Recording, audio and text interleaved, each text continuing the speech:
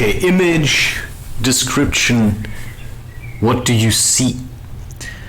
Well, it's called Let's Help Each Other Out.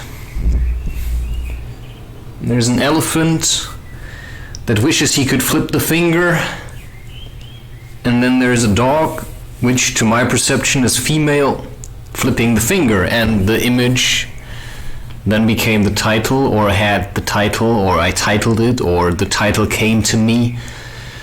Let's help each other out.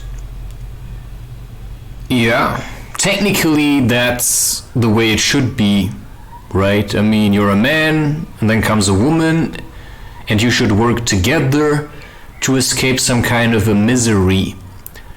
But in that sense, I'm not in a misery, because now I'm talking about a specific woman that lives in the area where I live, and where I know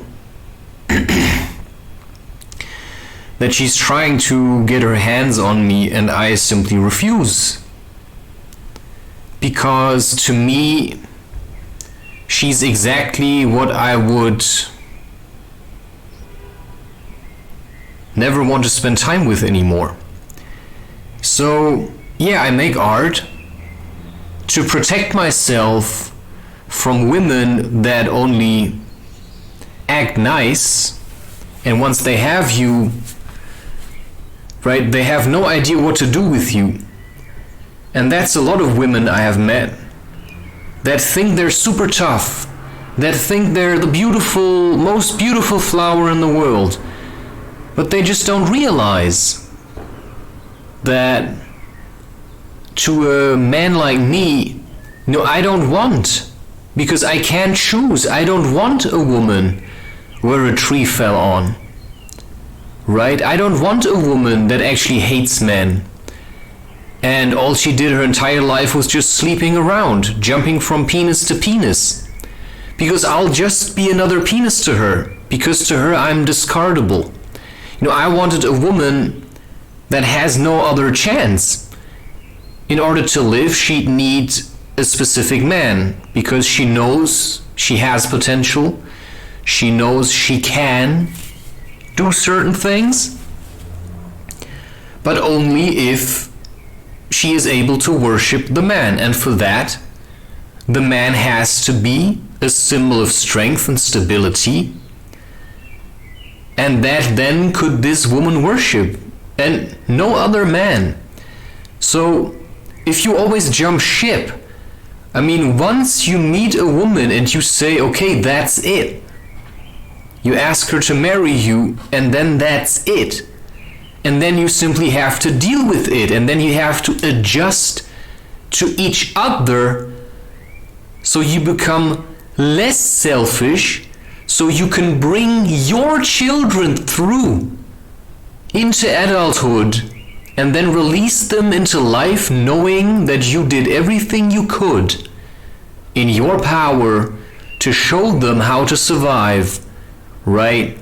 In a world that makes money by screwing up your mind and your inner child, you know, and everything that comes along with whatever they do to manipulate you into believing that, you know, they give you what you want, but what you wanted was to live.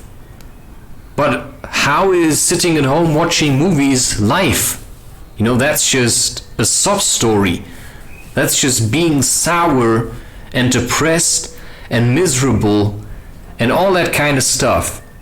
So to me, sure, we have to adapt to each other, but there are women where I would rather be alone than ever share the same space as them again. There are such women, right? They're these kind of women that as soon as they get into a place, they just deflate. You know what I'm saying, right? They can be somewhat tight for a certain amount of time, but, you know, if you open your space to them, they just come in and they just deflate completely, like, right? It's just like they take all their karmic bullshit, all their nonsense, all their lies, right? And it keeps them together for some time, and as soon as they get into your space, they just deflate. Because then they just, that's like old granny thinking, well, now I've done my bit, now I can just slack off and sit around and get really obese and just be lazy. Well, if you're like this, then you're gonna end up in old people home, and they're gonna stuff you full with cake because you simply failed to see how you have to actively resist old age. And how do you help me out? I mean, just because you gave birth to children doesn't give you the right to be like a slouch or something, because then you'll be put with the other slouches, right? And so I have seen some women who simply are like this, who with experience at some point that she's just acting tight as long as, nobody claims her. But as soon as one guy would poke her, she would deflate. And I'm serious about this. This is really what I have experienced throughout my life, and this is not the same mentality that I have, right? My mentality is we work together, we help each other, Let's say I want children, you want children, I want to do yoga stuff, you want to do yoga stuff. We both love spending time with each other, like I love spending time with you, and you love spending time with me. And because we love spending time together, right, we help each other out by giving ourselves to the other person, and then there's no conflict anymore, because you realized I simply love this man or love this woman, and you actually want to spend time together. So that is for me at this stage the most important thing, to have this relationship love life thing together, and to get to know each other as man and woman, and to then become father and mother and therefore parents, and then start to fill this void that we may have both felt, right? I mean, that's the general idea of why you say, I'm looking for my opposite, my other half. But there are some people who just act like they're your other half, but they're not, because they don't have the bits that you're missing. And there's exactly one woman in whose presence I suddenly was way less hungry, and I felt much more content and much more at peace. But I know that I can do the same thing for other people, but what I have been seeing is that a lot of people, they just don't know how much work it takes to be that at peace, that you can create a space where even other people can be at peace in.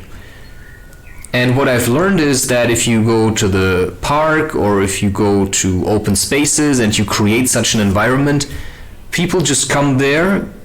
They don't know why they feel the way they feel. They don't realize that it's your meditation that opened up the space and keeps it clean from disturbances, right? They don't know this, so they just come in there and then they just spit on the ground, pee into the corners, and simply slouch off into this, I feel so relaxed.